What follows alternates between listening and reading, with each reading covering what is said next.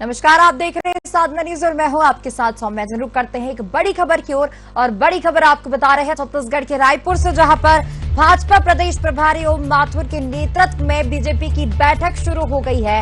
आपको बता दें कि इस बैठक में आगामी लोकसभा चुनाव की रणनीति को लेकर चर्चा की जाएगी।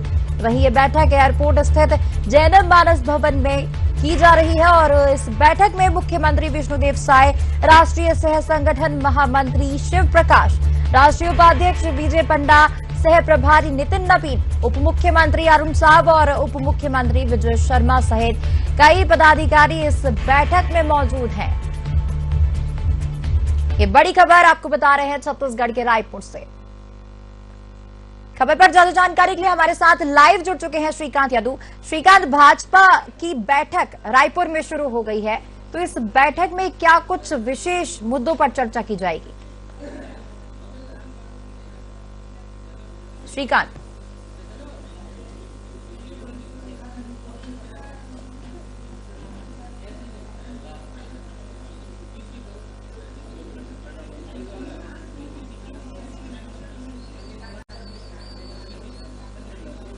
बिल्कुल, लोकसभा चुनाव के दृष्टिकोण से ये बैठक बेहद ही महत्वपूर्ण मानी जा रही है, क्योंकि मई में लगभग जो है वो लोकसभा का चुनाव होना है। तो ऐसे में उसके पहले रणनीति को लेकर ये बैठक की गई है। छत्तीसगढ़ में 11 लोकसभा की सीटें हैं और बीजेपी ने जो लक्ष्य रखा है वो पूरे 11 सीटों पर बीजेपी का कब्जा करना है। तो ऐसे में उस दृष्टिकोण से बेहद महत्वपूर्ण है और पूरे 11 लोकसभा सीटों के लिए यहाँ पर अभी जो बैठक चल रही है अंदर में, उस पर कार्य योजना तैयार की जाएगी, रणनीति बनाई जाएगी कि किस तरह से इस लोकसभा चुनाव में बीजेपी को उतरना है। छत्तीसगढ़ में किस तरह से 11 लोकसभा सीटें हैं उसको फतह करना है। तो उस हिसाब से यहाँ पर उस बैठक में रणनीति बनाई जा रही है। इस बैठक में बीजेपी के प्रदेश प्रभारी छत्तीसगढ़ के ओम माथुर, राष्ट्रीय सह संगठन मंत्री शिव प्रकाश, बीजेपी के राष्ट्रीय उपाध्यक्ष विजय पंडा, छत्तीसगढ़ के मुख्यमंत्री विष्णुदेव साय, दोनों डिप्टी सीएम अरुण साहब और विजय शर्मा सहित जो मंत्री हैं प्रदेश के, वो भी इस बैठक में मौजूद है। इसके अलावा जो और भी प्रदेश के पदाधिकारी,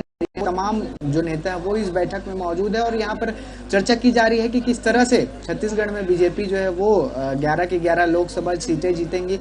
क्योंकि 11 लोकसभा सीटों में अगर पिछले चुनाव की बात करें तो बीजेपी लगातार 9 से 10 सीटें जीतती आ रही है और पिछले लोकसभा चुनाव में 2019 लोकसभा चुनाव में बीजेपी के हाथ में 9 लोकसभा सीटें हासिल हुई थी और 2 कांग्रेस ने जीत ली थी। तो ऐसे में अब 11 की 11 को लेकर भारतीय जनता पार्टी ने अपना टारगेट सेट किया और वर्तमान में छत्तीसगढ़ में सरकार है। ऐसे में काफी महत्वपूर्ण है कि 11 की 11 लोकसभा सीटें जीतनी है। तो उस हिसाब से यहाँ पर जो है अभी रणनीति बनाई जा रही है और लगातार उस पर मंथन चल रहा है। काफी लंबी ये बैठक चलने की संभावना जो है वो जताई जा रही है, क्योंकि बैठक जो है वो सुबह करीब 10:30 बजे से शुरू हुई है और लगातार यहाँ पर भारतीय जनता पार्टी के जो नेता हैं वो यहाँ पर मौजूद हैं और जिस हिसाब से बैठक लंबा चलने का अनुमान है उस हिसाब से कहा जा सकता है कि बहुत सारी रणनीतियों को यहाँ पर तय किया जाएगा। तो उस लिहाज से बेहद ही महत्वपूर्ण बैठक मानी जा रही है।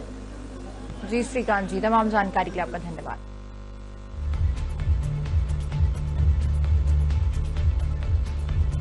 तो ये बड़ी बैठक रायपुर में हो रही है, रायपुर में शुरू हो गई है, जिसमें भाजपा प्रदेश प्रभारी ओम माथुर के नेतृत्व में ये बीजेपी की बैठक शुरू हो गई है।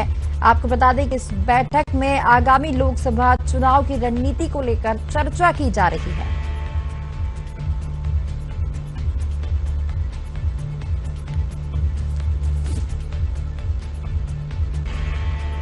तो ये बड़ी खबर आपको बता रहे हैं छत्तीसगढ़ के रायपुर से, जहां पर आगामी लोकसभा चुनाव को लेकर एक बैठक रायपुर में शुरू हो गई है। आपको बता दें कि ये बैठक एयरपोर्ट स्थित जैनब मानस भवन में चल रही है और इस बैठक में मुख्यमंत्री विष्णुदेव साय, राष्ट्रीय सह संगठन मुख्यमंत्री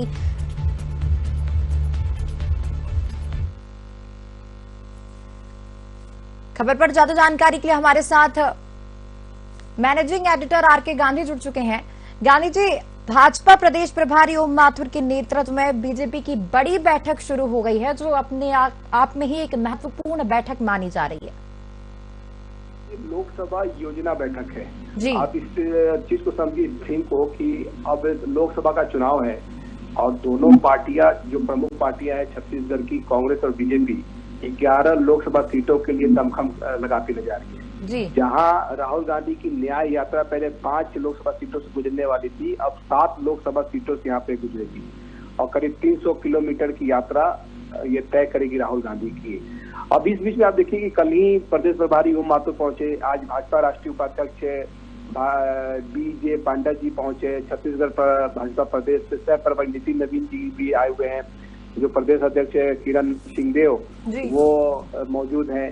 तो वरिष्ठ जो बीजेपी नेता है वो इस बैठक में मौजूद है और लोकसभा में आप देखिए कि बीजेपी किसी तरह की कोई कोर कसर नहीं छोड़ना चाहती है।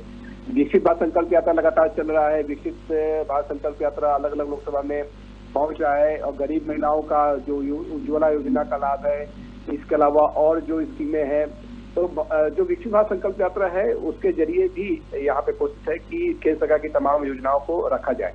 दूसरी बात आप देखिए कि एक नए प्रयोग की बात हो रही है बीजेपी के अंदर में। नया प्रयोग क्या कि लोकसभा चुनाव के पहले में जो संसदीय सचिव और कुछ निगम मंडल अध्यक्षों की नियुक्ति हो जाए।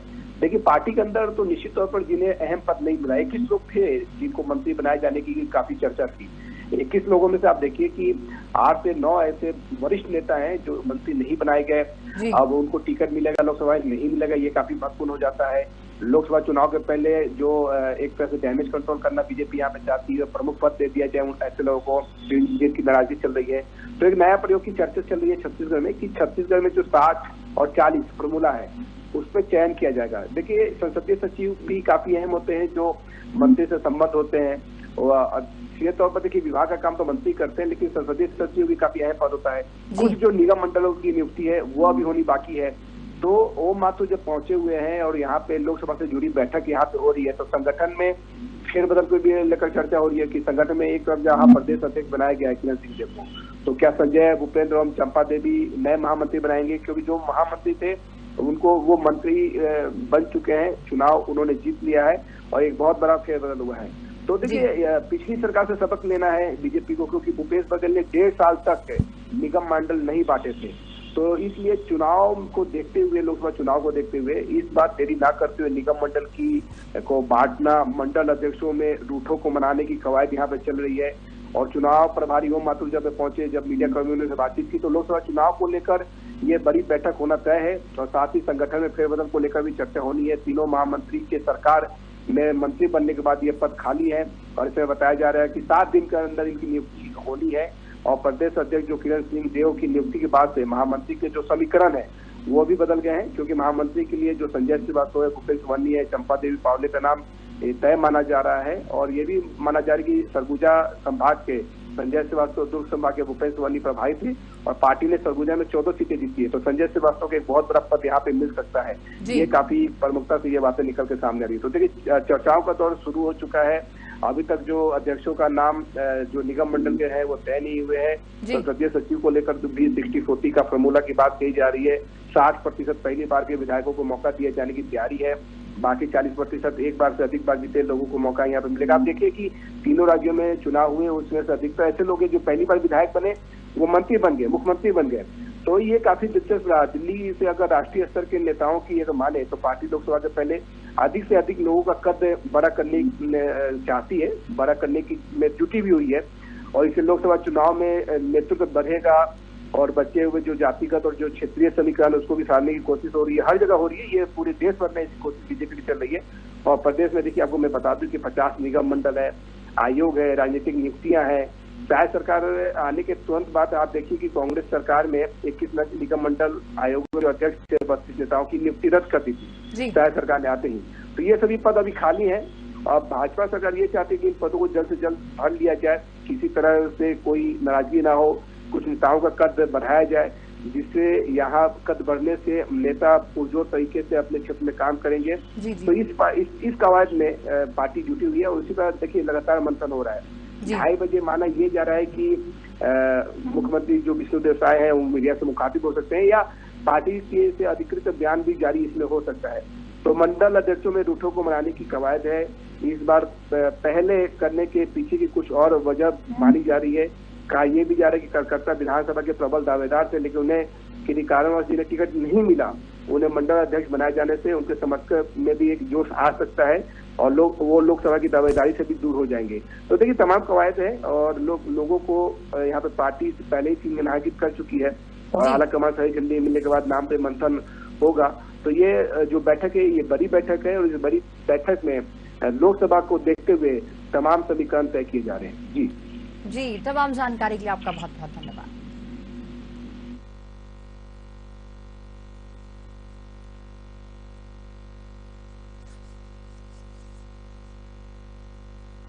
लोकसभा चुनाव को लेकर ये बैठक की जा रही है। आपको बता दें कि ये बैठक एयरपोर्ट स्थित जनमानस भवन में चल रही है, जो माना जा रहा है कि ये बैठक काफी लंबी चलने वाली है, जिसके बाद कई बड़े डिसीजन और कई बड़ी घोषणाएं यहां पर की जाएंगी।